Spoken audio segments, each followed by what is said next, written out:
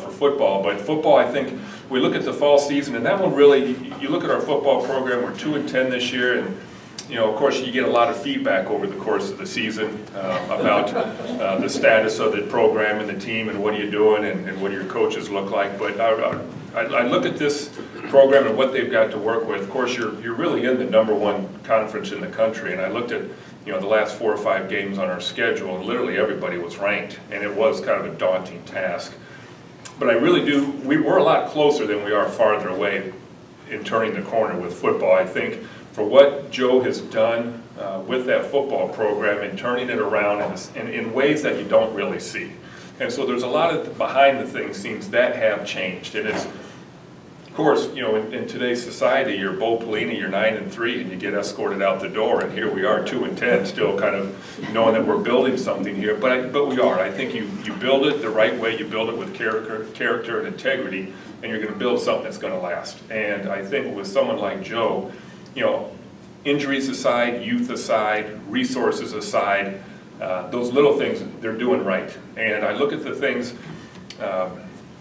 with this program over the course of a semester. The fall is always an interesting semester.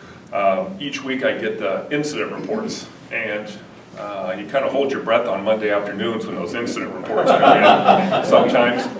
But you know what, this was really, I think, from a fall standpoint, the fewest amount of incidents that we've had. And college kids are going to be college kids, and things are going to happen. But literally, I mean, I could almost count them all on one hand, the issues that we've had this year. Not only just with football, but with any of our athletes. And, if you ever know anybody that's been a dean of students or head of student affairs, you can understand it can be kind of an interesting time when you're dealing with college-age kids and the things that go on. But football, they hit the recruiting trail.